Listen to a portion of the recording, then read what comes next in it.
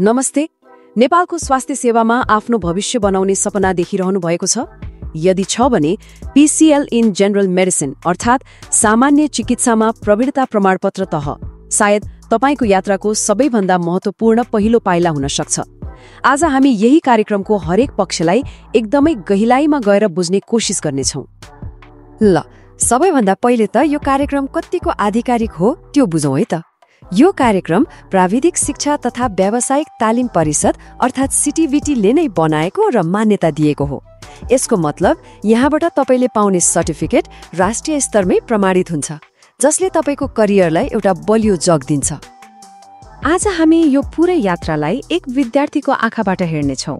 कार्यक्रममा कसरी छिर्ने भन्नेदेखि लिएर पढाइ कस्तो हुन्छ, परीक्षा कसरी दिनुपर्छ र अन्त्यमा एक दक्ष स्वास्थ्यकर्मी बनेर निस्कदा के कस्ता अवसरहरू हुन्छन्, यी सबै चरणहरूलाई हामी एक एक गरेर खेलाउनेछौँ। त्यसो भए हाम्रो यात्राको पहिलो खण्ड सुरु गरौँ। कुनै पनि बाटोमा हिँड्नु अघि त्यो बाटोले कहाँ पुर्याउँछ भन्ने थाहा पाउनु जरुरी छ हैन र? यो कार्यक्रमको खास उद्देश्य के हो त? आउनुहोस् बुझौँ। हेर्नुहोस्, यो कार्यक्रमको मूल मर्म नै सैद्धान्तिक ज्ञान र व्यावहारिक सिप बीचको सन्तुलन हो।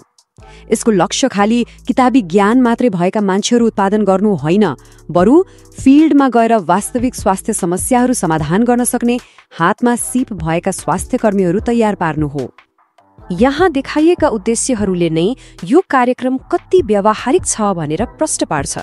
तपाईले यो कोर्स सकेपछि सैद्धान्तिक ज्ञान मात्रै बोकेर होइन, बरु बिरामी जाँच्ने, उपचार गर्ने र सासाना अपरेसनहरू समेत गर्न सक्ने सिप लिएर निस्कनुहुन्छ।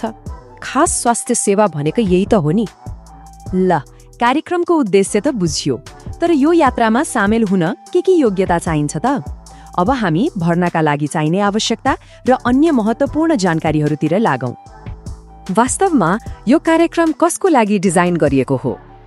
यदि तपाईँ स्वास्थ्य सेवामा करियर बनाउन साँच्चै दृढ हुनुहुन्छ भने अब हेरौँ यो यात्रा सुरु गर्न के कस्ता शैक्षिक योग्यताहरू पूरा गर्नुपर्छ। भर्नाका लागि मापदण्डहरू एकदमै स्पष्ट छन्।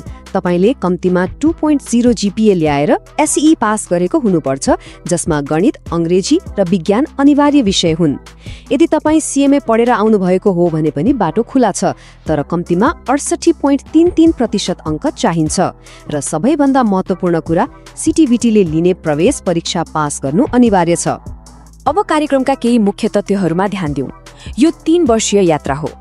एउटा कक्षामा 40 जना मात्रै राखिन्छ ताकि सबैले व्यक्तिगत ध्यान पाउन सकुन्। र एउटा एकदमै महत्त्वपूर्ण कुरा, हरेक विषयमा 90% हाजिरी अनिवार्य छ। यसले नै यो कार्यक्रम कति गम्भीर छ भनेर देखाउँछ। ल, ठिक छ, योग्यता पूरा गरेर भर्ना पनि हुनुभयो। अब भित्र छिरेपछि वास्तविक पढाइको अनुभव कस्तो हुन्छ त? यहाँ पढाउने तरिकाहरू कस्ता छन्? अब त्यसबारे गहिराइमा जाउँ। यो कार्यक्रमको सबैभन्दा सुन्दर पक्ष नै यसको सिकाउने तरिका हो। एकातिर क्लासरुममा लेक्चर र छलफलबाट तपाईको सैद्धान्तिक ज्ञान बलियो बनाइन्छ। अर्कोतिर सिधै अस्पताल र समुदायमा इन्टर्नशिप गर्न पठाइन्छ, जहाँ तपाईले त्यही किताबी ज्ञानलाई वास्तविक जीवनमा प्रयोग गर्न सिक्नुहुन्छ। पढाइलाई अझै प्रभावकारी र रमाइलो बनाउन यहाँ विभिन्न सामग्रीहरू प्रयोग हुन्छन्। परम्परागत किताब र पोस्टरदेखि लिएर आधुनिक मल्टिमिडिया प्रोजेक्टर र कम्प्युटर तालिमसम्म, यी सबैले चिकित्साका जटिल कुराहरूलाई बुझ्न धेरै सजिलो बनाइदिन्छन्। ल, अब हामी यो कार्यक्रमको केन्द्रबिन्दु अर्थात् यसको पाठ्यक्रमलाई नजिकबाट हेरौँ। खास गरी दोस्रो वर्ष, जुन ज्ञान र सिपको जग बसाल्ने वर्ष हो, त्यहाँ कुन विषयहरू पढ्नुपर्छ त? यो तालिकाले दोस्रो वर्षको पाठ्यक्रमको पूरै चित्र देखाउँछ। यहाँ हेर्नुहोस् त, मेडिसिन आए र सर्जरी आए जस्ता मुख्य विषयहरूमा थ्योरी र प्र्याक्टिकल दुवैको परीक्षा छ। बेसिक मेडिकल प्रोसिजर्स जस्ता विषयमा प्र्याक्टिकलको नम्बर थ्योरी बराबर नै छ, जसले हातले गरिने सिपको महत्त्व देखाउँछ। त्यस्तै फार्माकोलोजी जस्ता विषयहरूले तपाईको सैद्धान्तिक ज्ञानलाई बलियो बनाउँछन्। यही सन्तुलित संरचनाले नै तपाईलाई एक दक्ष स्वास्थ्यकर्मी बनाउने हो। यसलाई अझै सरल भाषामा भन्नुपर्दा, दोस्रो वर्षमा तपाईँ चिकित्सा र शल्यक्रियाको मुख्य अभ्यासमा डुब्नुहुन्छ। तपाईले औषधीय विज्ञान र ल्याब टेस्टहरूको आधारभूत ज्ञान सिक्नुहुन्छ, अनि सँगसँगै प्राथमिक स्वास्थ्य सेवा र वातावरणीय स्वास्थ्य जस्ता विषयहरू पढेर समुदायसँग कसरी काम गर्ने भन्ने कुरा पनि सिक्नुहुन्छ। ज्ञान र सिप सिक्नु एउटा कुरा हो, तर तपाईले कति सिक्नुभयो भनेर प्रमाणित गर्नु अर्को महत्त्वपूर्ण कुरा हो। अब हेरौं यो कार्यक्रममा तपाईको सिकाइलाई कसरी जाँचिन्छ। यहाँ मूल्याङ्कन प्रणाली 2 भागमा बाँडिएको छ। पहिलो हो वर्षभरि चल्ने आन्तरिक मूल्याङ्कन, जसले तपाईको नियमित प्रगतिलाई जाँच्छ, र दोस्रो हो वर्षको अन्त्यमा CTEVT ले लिने फाइनल परीक्षा, जसले तपाईको समग्र ज्ञानको परीक्षण गर्छ। पास हुनको लागि यी दुवैमा राम्रो गर्नुपर्छ। प्र्याक्टिकल परीक्षाको मूल्याङ्कन प्रक्रिया एकदमै रोचक छ।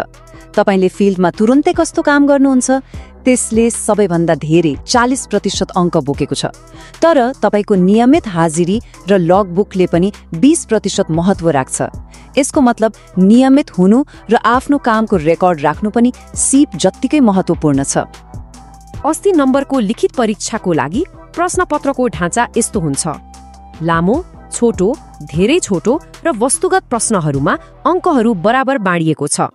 यसको मतलब तपाईले विषयलाई गहिरोसँग पनि बुझेको हुनुपर्छ र साना साना तथ्यहरू पनि याद गर्नुपर्छ। त्यसैगरी 40 नम्बरको लिखित परीक्षामा पनि त्यस्तै सन्तुलित ढाँचा अपनाइएको छ। प्रश्नहरूको संख्या थोरै भए पनि मूल्याङ्कनको सिद्धान्त उही हो, तपाईको हरेक प्रकारको ज्ञान र क्षमताको परीक्षण गर्नु।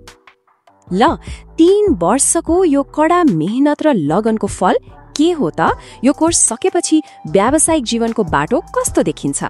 हाम्रो अन्तिम खण्ड यही भविष्यका अवसरहरूमा केन्द्रित छ। यो कार्यक्रमको सबैभन्दा ठूलो उपलब्धि नै यही हो।